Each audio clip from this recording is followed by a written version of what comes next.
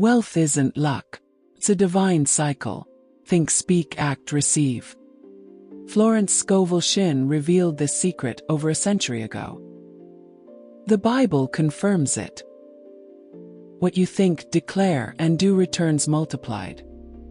Today, in this video, you'll discover how to align your mind, your words, and your actions with the divine plan, and learn to receive without guilt, pain, or fear.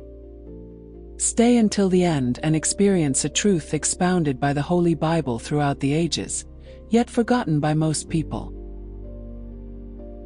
Chapter 1. The Invisible Beginning. When the mind generates abundance.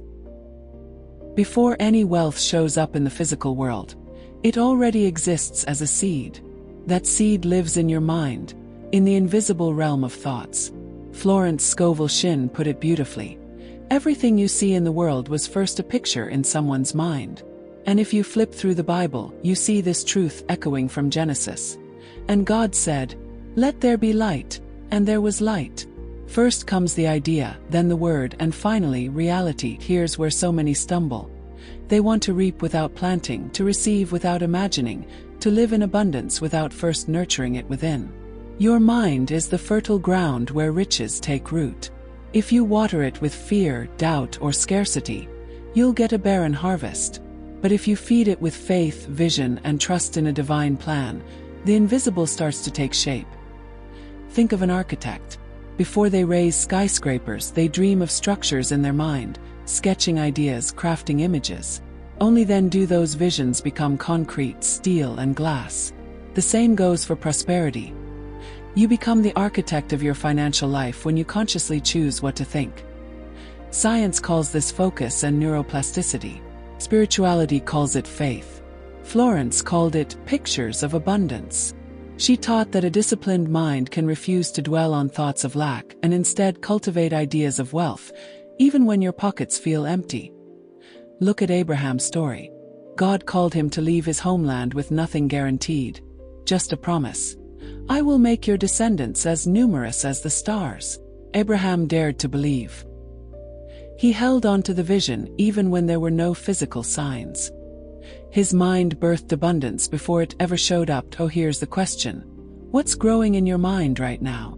Are you nurturing thoughts of fear or trust?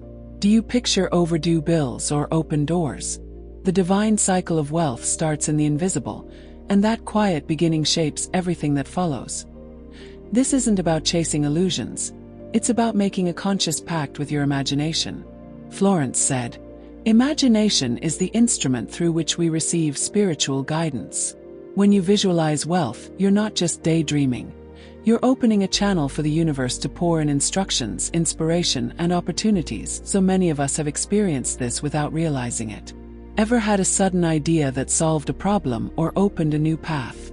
That's your mind aligning with the divine plan. That's abundance taking root as a thought before it blooms into action and results. If you want to thrive, start by taming your mind. Stop replaying thoughts of scarcity. Replace them with visions of fullness. Picture yourself free, fulfilled, and blessed. That's the invisible soil where wealth grows. Now I'm curious. Have you noticed how your thoughts shape your financial reality? Drop your experiences in the comments below. If this perspective has sparked something new in you, give this a like to spread the light to others. And if you're ready to keep uncovering the secrets of spiritual abundance, subscribe and join us on this journey. Because here's the truth. Before any gold shines, it was first dreamed in someone's mind. Your prosperity starts right there, in the invisible. Chapter 2. The creative force of the word. To decree is to give life. Your thoughts are the seed, but your words are the breath that sparks life. It's not enough to imagine abundance. You've got to speak it, declare it, give the invisible an audible shape. Florence Scovel Shinn said it best. Your word is your magic wand. What you affirm with faith and conviction will, sooner or later, show up in your life. The Bible backs this up from the very start. And God said, "Let there be a firmament, let there be light, let there be life." Creation was never silent. God didn't just think, He spoke. And when He spoke, the invisible became visible. That's why words aren't just sounds. They're creative forces. So many people, without realizing it, decree poverty every day. Phrases like "I'm broke," "That's impossible for me," or "Life is tough" are as powerful as prayers, but they work against the speaker. Your mouth doesn't know the difference between a joke and the truth. Every word you say is a seed planted in the spiritual soil. Picture someone who keeps saying, "I'll never get out of debt." That's a decree. Their subconscious takes note, the world around them responds, and sure enough, paths to freedom seem to close. But someone who declares with faith, "The Lord is my shepherd, I shall not want," Psalm 23 verse 1, creates fertile ground for opportunities, solutions, and abundance to flow in. Florence taught that decrees should be short, clear, and charged with faith. This isn't about magic formulas. It's about aligning your words with the divine plan. She said, "No word of power is ever spoken in vain. What you declare with faith, life obeys." Think of Jesus and the barren fig tree. He didn't argue or explain. He simply said, "May no one ever eat fruit from you again." And the tree withered. What's the lesson? Your words aren't just commentary, they're decrees. When you speak with conviction, reality bends. But here's the key: practical faith. You can't declare wealth while secretly feeding your heart with fear and doubt. Your decree has to come from a spirit that's aligned, from someone who already sees themselves as an heir to divine promises. It's the trifecta of mind, word, and faith that moves mountains. You can start right now. Pick a decree that resonates with your life. Try this. Divine abundance flows through my life like an endless river. Say it when you wake up, before you go to bed, and especially when fear or anxiety creeps in. Your words become a sword against the invisible enemy of scarcity. Oh, let me ask you, what words have been coming out of your mouth every day? Are they seeds of abundance or limitation? Take a moment to think about it. Then, in the comments, write a decree you're choosing for your life starting today. Keep it simple, but write it with faith, like you're sealing a pact. Declare in the comments, "I decree divine abundance flowing through my life." If this chapter woke you up to the power of your words, drop a like to amplify this message. And if you're ready to keep learning how to turn thoughts and words into real prosperity, subscribe and walk with us on this journey. Because in the end, your words don't just describe your life, they build it. Chapter 3. The Courage of Action. Faith in motion builds wealth. Faith without action is like a seed forgotten in a drawer, full of potential, but it'll never bear fruit. Florence Scovel Shinn said that so many people spend years declaring prosperity, yet stay stuck because they never dare to move. They think they speak, but they don't get up. The cycle of wealth only completes when faith turns into action. The Bible makes this crystal clear. In James 2 verse 17 it says, "Faith by itself, if it does not have works, is dead." True trust in God always shows up as movement. Moses didn't just believe the Red Sea would part. He raised his staff and stepped forward. David didn't just believe he'd defeat Goliath. He ran toward the giant. It's in that bold, seemingly risky move that heaven swings into action on our behalf. Courageous action doesn't mean moving aimlessly. It means obeying divine nudges. Often, God's voice comes as small sparks of inspiration. Call that person, start that project, send that resume, record that video, write that book. But doubt loves to whisper, "What if it doesn't work? What if I fail?" That's where the line is drawn between those who only dream and those who transform their lives. Florence taught that every step of courage opens invisible doors. She once worked with a client who dreamed of starting a business but was paralyzed by fear of failure. Florence urged her to affirm, "Nothing can stop me, for I'm guided by divine intelligence." Soon after, the woman took her first step, rented a space, and to her amazement, clients started showing up in unexpected ways. Fear of failure is really an invitation to stay stuck. But genuine faith doesn't need the whole path lit up, just the next step. Think of Peter. He only learned he could walk on water when he stepped out of the boat. If he'd waited for absolute certainty, he'd have stayed seated, watching miracles happen in other people's lives. Wealth demands that same leap. It's not about reckless risks, but trusting that when you take the first step, God arranges the rest. Maybe you need to start a course, move to a new city, say yes to a partnership, or pitch an idea. It's in that movement that resources show up. Here's the deal. Action without faith is just exhaustion. Faith without action is just delusion. But faith that moves, that's construction. That's when dreams turn into businesses, ideas become results, and words transform into money flowing. Oh, what step of courage are you holding back on? What action pops into your mind when I talk about faith in motion? It might be something small, but it could be the key to a breakthrough. Drop it in the comments. Today, I take my step of courage. If this message hit home, give it a like to declare your faith won't stay still. Subscribe to keep learning how faith, paired with action, builds lasting, solid wealth. In the end, prosperity isn't just thinking or speaking. It's getting up, moving forward, trusting. Because when faith moves, heaven moves with it. Chapter 4. Receiving without resistance. The gift of accepting what is yours. So many people think about prosperity, speak decrees of wealth, and even act with courage. But when it's time to receive, they sabotage themselves. It's like an invisible lock keeps abundance from fully settling in. Florence Scovel Shinn warned, "Many reject their blessings because they don't feel worthy of them." The Bible echoes this truth. In Matthew 7 verse 7, Jesus said, "Ask and it will be given to you. Seek and you will find. Knock and the door will be opened to you." But how often do we ask, seek, and knock, only to hesitate when the door swings open?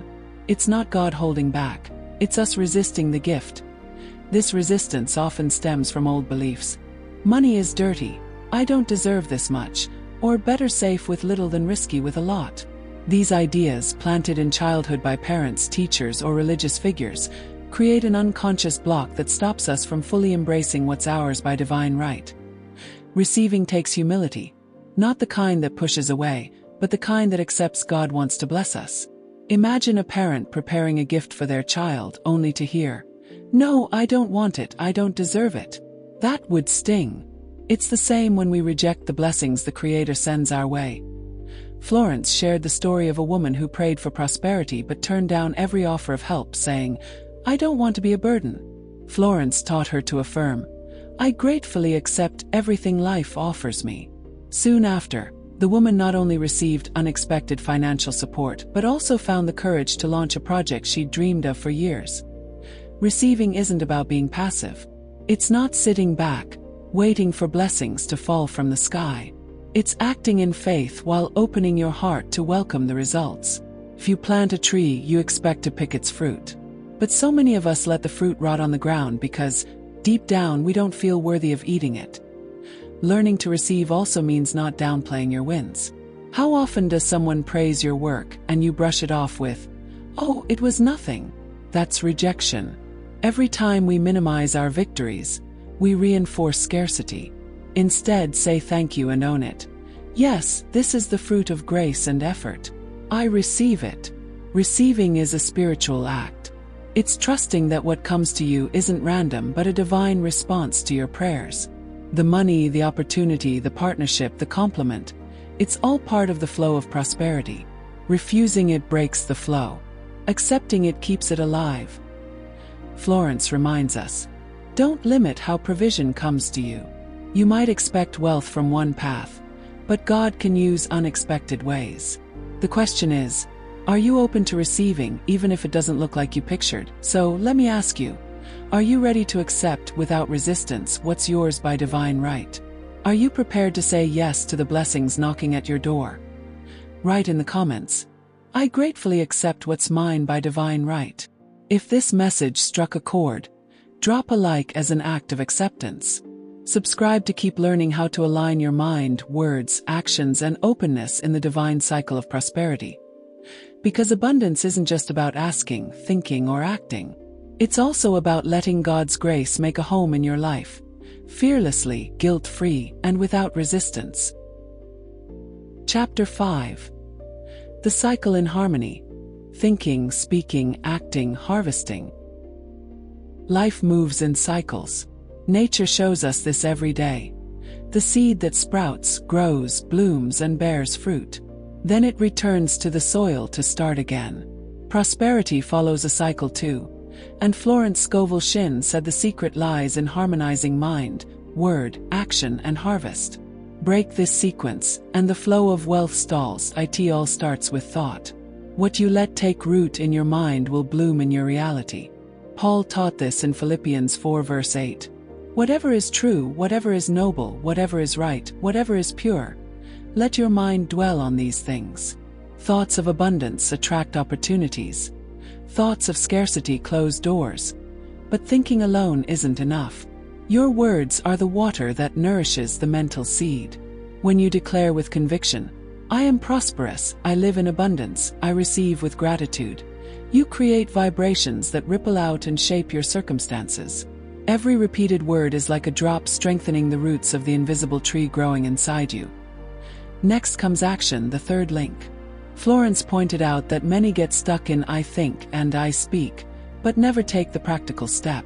Faith without works is dead, as James 2 verse 17 reminds us. You can dream and decree wealth, but if you don't send proposals, study, or take risks, the cycle stays incomplete. Action is the sunlight that warms the seed, urging it to break through the soil. Finally, the harvest. This is where many falter because they don't grasp that harvesting requires maturity. Fruit has its perfect moment. Picked too soon, it's bitter. Left too long, it rots. The cycle of prosperity has its rhythm too. God isn't late. He moves at the exact right time. The harvest comes when your mind is clear, your words steady, and your actions consistent. This balance creates sustainable abundance. Look at people who win the lottery and lose it all in a few years. They harvested without planting solid thoughts, speaking decrees of abundance, or acting responsibly. The result? Wealth slipped away because the cycle was broken. Others start with little but follow the process. They think big, speak with faith, act daily, and when they harvest, they multiply. It's no coincidence. It's spiritual law. Whatever a person sows, that they will also reap. Galatians 6 verse 7. Harvesting also demands gratitude. Those who give thanks keep the cycle alive, making room for new seeds, new actions, and new harvests. Gratitude is like fertilizer for the soul's soil. Oh, where are you in this cycle? Are you just thinking without speaking? Speaking without acting? Or acting but resisting the harvest? Write in the comments. I complete the cycle of prosperity in my life. If this message resonates, drop a like and share it with someone who needs to understand this divine cycle. Subscribe to catch the next chapters and deepen your journey toward abundance. Remember, prosperity isn't random. It's the result of a harmonious process. Think, speak, act, and harvest. This is the infallible divine cycle that transforms your financial and spiritual life. Chapter 6. Biblical Examples. Joseph, David, and the power of the divine cycle. When we look at the Bible, it's clear that the great men of faith didn't prosper by chance. They followed, even if intuitively, the same divine cycle Florence Scovel Shinn describes. Think, speak, act, and harvest. Joseph and David are shining examples of how this principle works in practice and echoes through generations. Joseph, sold into slavery by his own brothers, seemed doomed to fail. But what kept him going was the vision he carried within. He thought big, fueled by the dreams God planted in his mind. Even in Egypt's prisons, he kept his words aligned with faith. He didn't grumble or give in to despair but declared, God is with me. He will make me prosper. And so it was. His actions, even in seemingly small roles, were done with excellence. Every choice Joseph made was a seed. When harvest time came, he rose to become governor of Egypt, proving that those who stay true to the cycle of prosperity cannot be defeated, no matter how dark the circumstances. David followed the same pattern. Before he was king, he was just a shepherd boy, overlooked in the fields, ignored even by his own family. But he held thoughts of greatness, not arrogance, but trust in the God who strengthened him. His words revealed that faith. Facing Goliath, he didn't say, I'm too small, but proclaimed, "You come against me with sword and spear, but I come against you in the name of the Lord of hosts." He didn't stop at words. He acted with courage, grabbing his slingshot and hurling the stone that felled the giant. The harvest was inevitable. Honor, authority, and prosperity. Both stories show that the divine cycle isn't just theory. It runs through history, manifesting whenever someone aligns their thoughts, words, and actions with God's plan.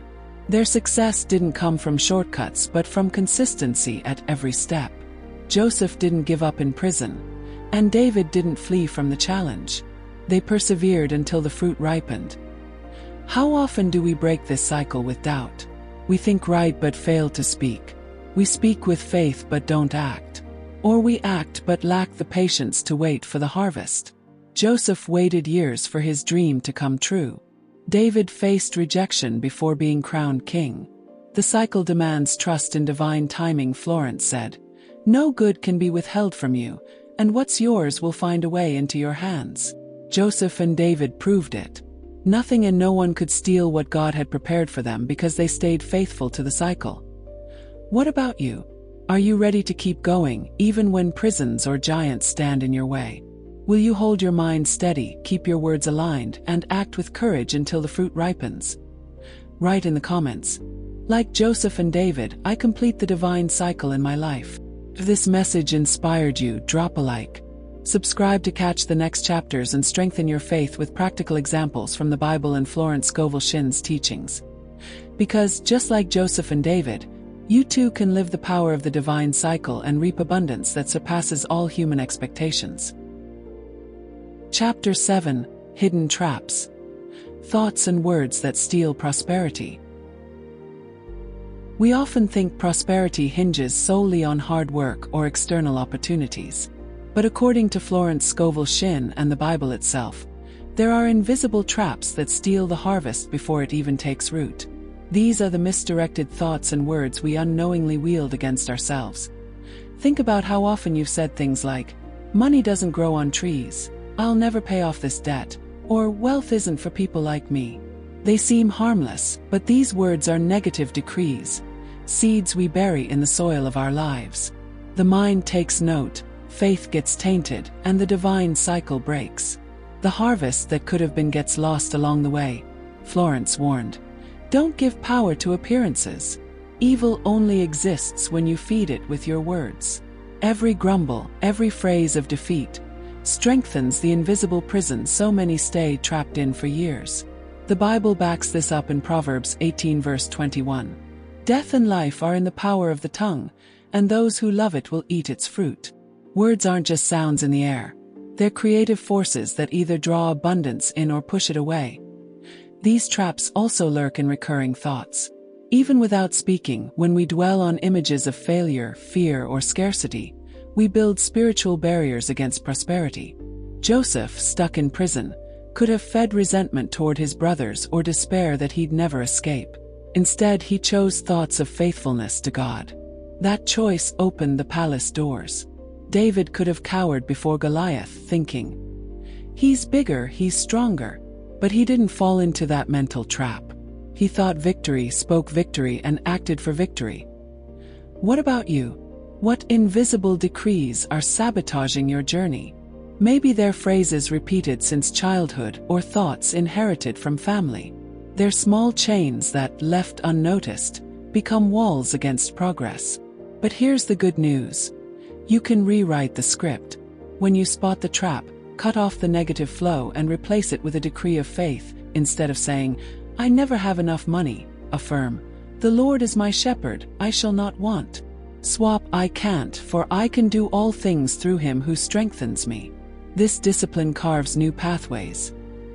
Remember, prosperity isn't just about achieving, it's about staying vigilant against hidden traps. Thoughts and words have the daily power to open or close doors. Choose consciously which doors you want to see swing wide open in your life. Write in the comments, "I cut off words of scarcity and declare abundance." If this message helped you spot those invisible traps, drop a like. Subscribe to keep receiving the next chapters of this inspiring series.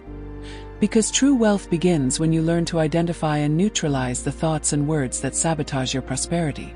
That's the key that turns your mind into an irresistible magnet for blessings. Chapter 8. Sacred Perseverance. Repeating the cycle until it blooms. Many start the journey to prosperity with excitement, but give up when the fruit doesn't appear right away. It's like a farmer who plants a seed and digs it up the next day to check if it sprouted. That act reveals anxiety, lack of trust, and above all, a lack of perseverance. Prosperity doesn't grow in shaky soil. It demands repetition, consistency, and unshakable faith. Florence Scovel Shinn said, "Nothing is impossible for those who persist in their decrees with faith."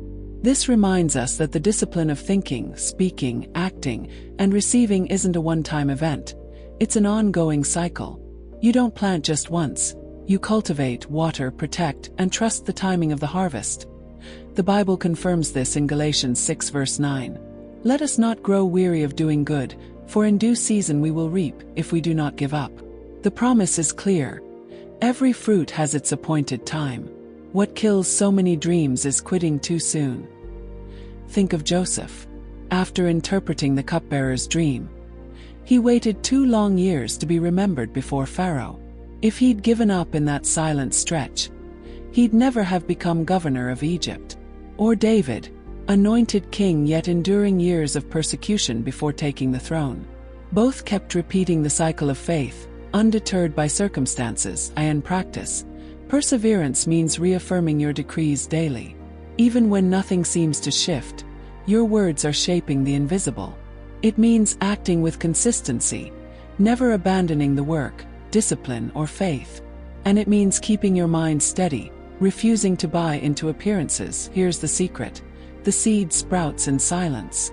The farmer doesn't see what's happening beneath the soil but keeps tending it because he knows the process is real. Likewise, when you persist in prayers, decrees, and right actions, the invisible is working in your favor. This is where many falter. They mistake delay for denial. But the truth is, time isn't your enemy, it's your ally. It matures you to receive the blessing without wasting it. Prosperity without preparation slips away. Perseverance is the divine training that strengthens your spirit to sustain what's coming. So when the weight feels heavy, remember, each repetition is a hammer striking the same spot until the wall gives way. Every decree is like a drop of water wearing down a stone. It's not the strength of a single act, but the sum of consistent actions that paves the way to abundance. Write in the comments, "I persevere until I bloom." If this message strengthened your faith, drop a like now. Subscribe to the channel and keep following this spiritual journey to prosperity. Sacred perseverance is the bridge between the promise and its fulfillment. Those who repeat the divine cycle with faith will, sooner or later, see the fruit bloom. Because in the spiritual realm, giving up is never an option. Chapter 9. The Key to the Heart. Gratitude as the Fuel of Wealth. Gratitude isn't just polite manners. It's a powerful spiritual force that transforms everything around you. Florence Scovel Shinn declared, "Gratitude opens the doors to abundance. A thankful heart never knows lack." When you acknowledge and give thanks for what you already have, even if it's small, you create an energy that draws in even more prosperity. The Bible reinforces this in 1 Thessalonians 5 verse 18. "Give thanks in all circumstances, for this is God's will for you in Christ Jesus." This verse doesn't say to be thankful only when things are going well, but in every situation, even in adversity. That's where spiritual and material wealth truly take root. Picture your thoughts and words as magnets. When you speak with complaints, grumbling, or worry, you pull in more lack and limitation. But when you express genuine gratitude, you send a clear signal to the universe. "I'm ready for more. I recognize my blessings and trust in divine provision." Florence taught that gratitude must be active and daily. It's not just a feeling in your heart. It's speaking, writing, or declaring it with conviction. Try listing 5 to 10 things you're thankful for each day, or affirming something simple like, "I'm grateful for my growing abundance and all the universe sends me." This small act is a catalyst that speeds up the divine cycle of prosperity. Biblical stories illustrate this vividly. Joseph, unjustly imprisoned, maintained a spirit of gratitude and trust in God. David, in the Psalms, constantly praised God for victories and provision, even amid persecution. They understood that gratitude is the fuel that keeps the flame of faith and abundance burning bright. In daily life, practicing gratitude shifts your perspective. You start seeing opportunities instead of obstacles, doors instead of walls. Every small act of appreciation sets off a domino effect. Your mind grows creative, your heart opens, and the universe responds with more resources, connections, and possibilities. The key lies in recognizing the invisible that sustains the visible. If you wait to give thanks only after achieving, you've missed the moment. Gratitude opens the flow before the harvest, making receiving feel natural and constant. Write in the comments, "I am grateful and attract abundance every day." If you believe in the power of gratitude, hit like and amplify this energy. Subscribe to the channel and learn to align your heart with a divine flow of wealth. Remember, gratitude is the secret engine that turns the cycle of prosperity into a brightly lit path. Those who practice it sincerely never go empty, because they realize true wealth begins in the heart. Chapter 10, Final Revelation. The Divine Cycle That Never Fails. We've reached the heart of everything Florence Scovel Shinn taught, the understanding of the divine cycle that links thinking, speaking, acting, and receiving, a cycle that works every time you align with God's will. This cycle never fails because it's a spiritual law as unshakable as gravity, and its conscious practice transforms the life of anyone who grasps it. The Bible says in Proverbs 3 verses 5-6, "Trust in the Lord with all your heart, and do not lean on your own understanding. In all your ways acknowledge Him, and He will make your paths straight." Trust means moving in harmony with spiritual principles, even when results aren't yet visible. That's what makes the divine cycle work. Faith, gratitude, and consistent action. Florence Scovel Shinn explained that every thought is a seed, every word a command, and every action a lever for manifestation. If you plant doubt, complaints, or fear, the cycle responds with scarcity. But if you sow trust, positive words, and intentional actions, the cycle yields abundance. She said, "No matter how long it takes, the law of manifestation never fails when you stand firm in your thoughts and words." The ultimate secret is realizing that wealth isn't just gold or money. It's a state of spiritual harmony, a condition of trust, clarity, and alignment with divine principles. When you understand this, every part of your life, financial, personal, emotional, and spiritual, falls into sync with the cycle of prosperity. Joseph's story in Egypt illustrates this perfectly. Even in adversity, he held on to positive thoughts, wise words, and prudent actions. The result? He didn't just survive. He became the steward of the greatest wealth of his time. David, Solomon, and other biblical figures also showed that obeying divine law, even through challenges, is the sure path to abundance. The final revelation is clear. The divine cycle never fails, but it demands discipline, gratitude, and conscious action. The secret lies in trusting, speaking, acting, and receiving without resistance, knowing that God works in every detail with perfect precision. Wealth flows naturally when you live in this alignment. Write in the comments, "I trust in the divine cycle and receive my prosperity now." Like the video if you're ready to apply this divine law in your life. Subscribe to the channel to keep receiving teachings that transform your relationship with wealth and abundance. Remember, true wealth is the natural outcome of living the divine cycle with faith, right words, and aligned actions. When you understand and apply this law, the impossible becomes inevitable. The cycle never fails. What we've learned from this video is that true wealth doesn't depend on luck or chance, but on a divine cycle that connects thought, word, action, and receiving. Florence Scovel Shinn teaches us that every seed planted in the mind and heart produces visible results, as long as it's nurtured with faith, discipline, and gratitude. The Bible confirms this truth. God is the source of all prosperity, and when we align our will with His, we manifest abundance without resistance. The secret isn't working harder but working consciously, spiritually, and strategically. Those who understand and apply this law see doors open where others find barriers, because the divine cycle never fails. Remember, wealth is more than money. It's trust, balance, right action, and gratitude. It's a state of being that generates abundance in every area: spiritual, emotional, and financial. Until the next video.